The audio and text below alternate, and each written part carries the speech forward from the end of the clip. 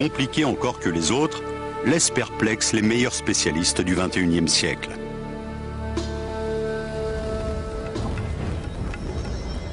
Il s'agit de l'horloge de l'éléphant.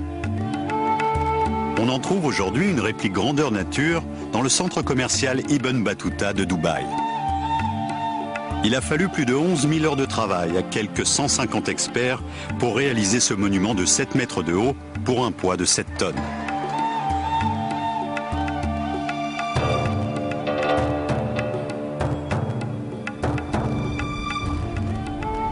Ludo Verheyen a dirigé la réalisation de cette copie du chef-d'œuvre d'Al-Jazari. Ce projet était un véritable défi. C'était en effet la première fois que l'on tentait de reconstruire cette machine. C'est un mécanisme très compliqué imaginé il y a 800 ans par le grand inventeur Al-Jazari. Nous avons essayé de comprendre à partir de ces manuscrits comment fonctionnait précisément cette machine. C'était absolument fabuleux. Comment marche cette extraordinaire machine ? Quelles sont les améliorations apportées par Al-Jazari par rapport aux horloges inventées par ses prédécesseurs ? L'horloge de l'éléphant fait appel à plusieurs mécanismes que ne renierait pas un ingénieur moderne. Dans le ventre de l'animal se trouve un flotteur submersible percé d'un petit trou dont le diamètre est calculé de façon à laisser passer une quantité d'eau très précise qui détermine la vitesse à laquelle le flotteur va s'enfoncer et donc la fréquence des sonneries de l'horloge. En coulant, le flotteur déclenche un mécanisme qui entraîne à son tour toute une série de mouvements permettant finalement à la machine de donner l'heure en sonnant. Le flotteur est ensuite sorti de l'eau et vidé de son contenu. Il remonte à la surface et le même processus redémarre. L'horloge comporte plusieurs automates qui égrènent les heures par un coup de cymbale ou le chant d'un oiseau. C'est une machine extrêmement compliquée pour l'époque, dans la mesure où elle comprend un mécanisme de retour automatique qui lui permet d'approcher le mouvement perpétuel.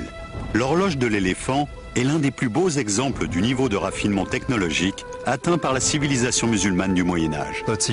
C'est le résultat inédit du mariage de l'art, de l'architecture et de l'ingénierie. Les savants du Moyen-Orient se sont également distingués dans le domaine du génie militaire.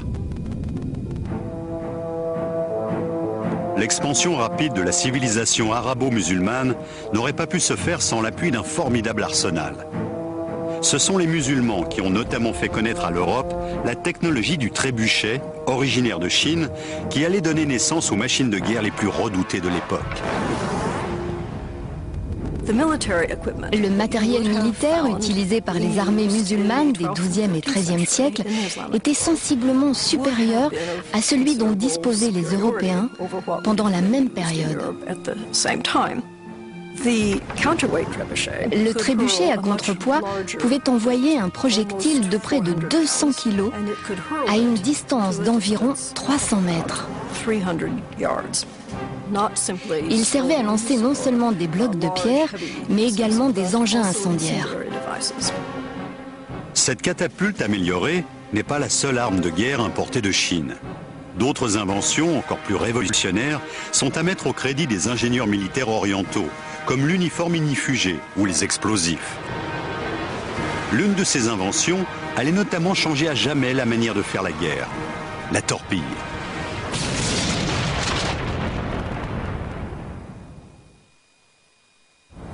Les ingénieurs et les savants du Moyen-Orient ont beaucoup contribué au perfectionnement de technologies remarquables en s'inspirant des avancées qu'avait connues la science pendant l'Antiquité. Mais ils ont mis le même talent et la même imagination à concevoir des armes de guerre aussi ingénieuses que terrifiantes. Ils se sont notamment attachés à améliorer l'usage de la poudre à canon en la raffinant. La poudre était fabriquée selon une recette qui faisait appel à des ingrédients naturels disponibles en quantité, comme le charbon de bois et le salpêtre. En mélangeant ces composants relativement inoffensifs, vous obtenez un produit qui va être au centre de toutes les guerres pendant près de 1000 ans. La poudre a été inventée en Chine, mais au début, elle n'était pas suffisamment explosive pour avoir un effet décisif sur le champ de bataille. il semble bien que la formule qui a permis d'en faire une véritable arme de guerre ait été mise au point par les chimistes du monde musulman. C'est seulement au XIIe et au XIIIe siècle qu'on commence à obtenir des mélanges suffisamment élaborés pour permettre la propulsion de fusées, de torpilles ou de projectiles tirés par des canons et par des armes à feu telles que nous les connaissons aujourd'hui. Et c'est Hassan al-Ramma qui, le premier, a précisé par écrit la manière de fabriquer cette poudre. Hassan al-Ramma a rédigé au XIIIe siècle un traité de génie militaire dans lequel il donnait notamment plusieurs recettes de poudre à canon.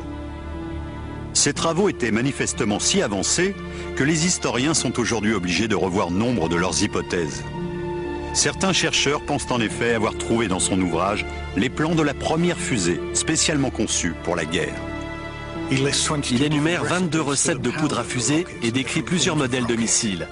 C'est le véritable père de la technologie des fusées.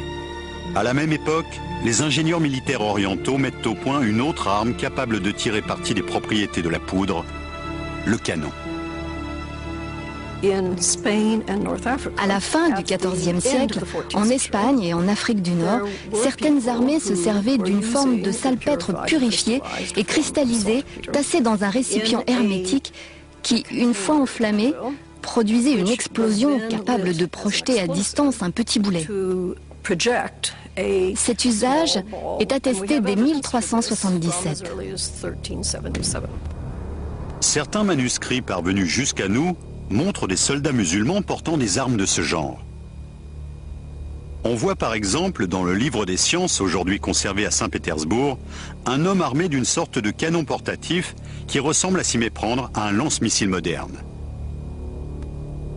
Le manuscrit de Saint-Pétersbourg, qui consacre un chapitre à l'usage sérieux et récréatif de la poudre à canon, contient des illustrations montrant un petit cylindre monté au bout d'un manche. Il s'agit d'un canon à main, voire de l'ancêtre de nos armes de poing actuelles. Une arme qui préfigure en tout cas celle que portent aujourd'hui tous les soldats du monde. Ce manuscrit contient d'ailleurs d'autres informations qui montrent à quel point la technologie militaire de l'époque était évoluée, y compris dans le domaine vestimentaire.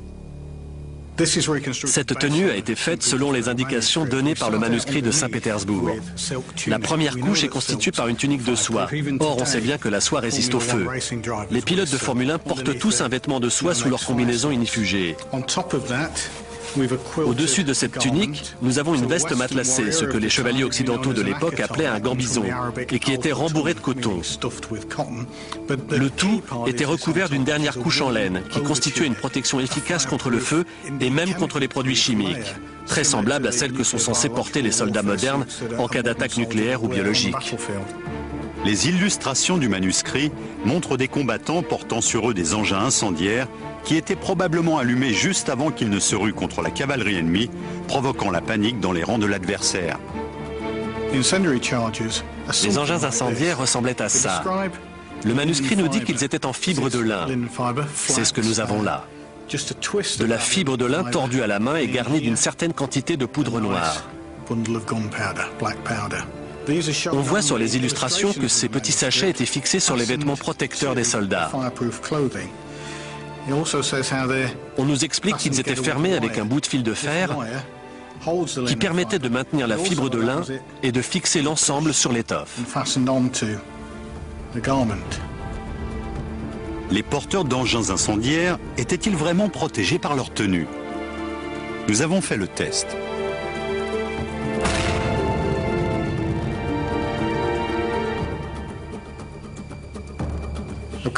Pendant une charge, des centaines de pétards de ce type devaient exploser simultanément, ce qui devait affoler les chevaux. Ce qui m'intéresse surtout, c'est de constater que l'étoffe ne porte aucune trace de brûlure. La chaleur a à peine traversé.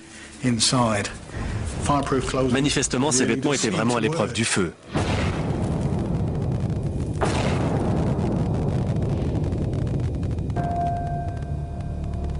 La récente découverte dans des textes anciens d'une autre invention redoutable a considérablement modifié l'idée que se faisaient les historiens des méthodes de guerre de l'époque.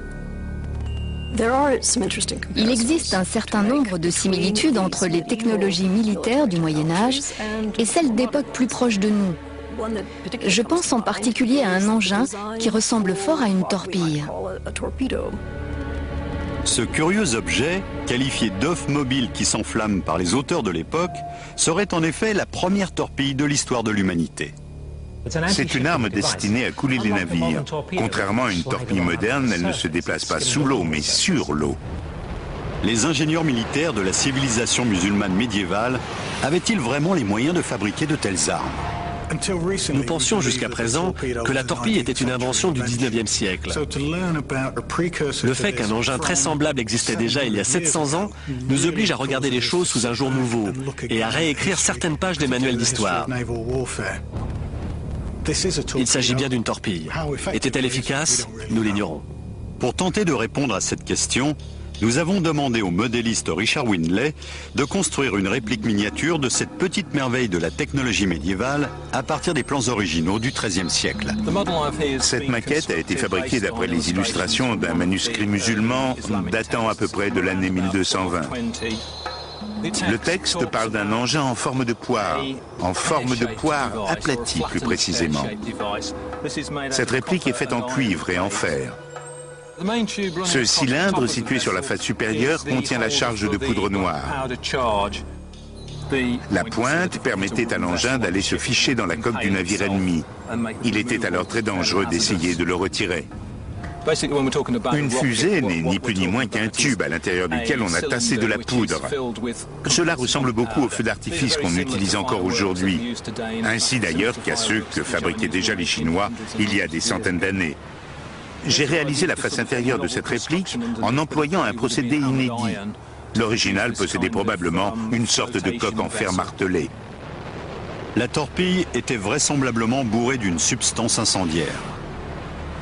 Destinée à semer la panique dans la flotte ennemie, elle devait également provoquer des dégâts importants.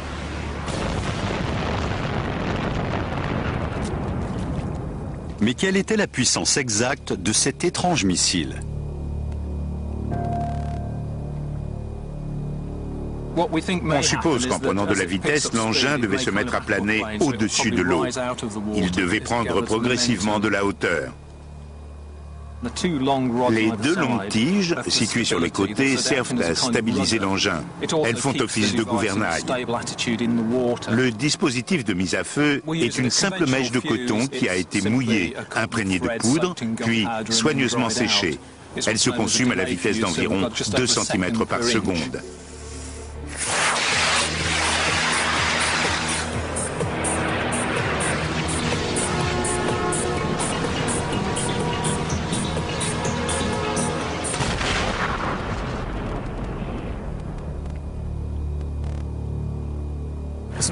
Superbe, c'est vraiment génial.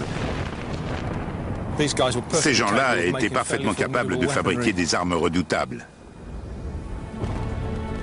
Il est donc faux de croire qu'après la chute de l'Empire romain, l'humanité s'est enfoncée dans une période d'obscurantisme et a oublié toutes les grandes découvertes qui avaient été faites pendant l'Antiquité. Les recherches les plus récentes montrent qu'en réalité, les savants de la civilisation musulmane du Moyen-Âge ont recueilli pour l'enrichir l'héritage de leurs prédécesseurs grecs ou romains. Dans leur façon de penser et de concevoir de nouvelles technologies, je crois qu'ils étaient plus originaux que les Romains, et peut-être même que les Grecs. Les textes de la civilisation arabo-musulmane du Moyen-Âge livrent peu à peu leurs secrets aux chercheurs. Ils révèlent l'existence de machines extrêmement élaborées à une époque que l'on croyait rétrograde. Manifestement, il va falloir réviser la liste des grands précurseurs de la civilisation moderne. En effet, les travaux les plus récents des chercheurs remettent en cause la vision que nous avions de l'histoire ancienne. Il faut se rendre à l'évidence, l'homme moderne n'a pas inventé la société mécanisée. Il l'a simplement redécouverte.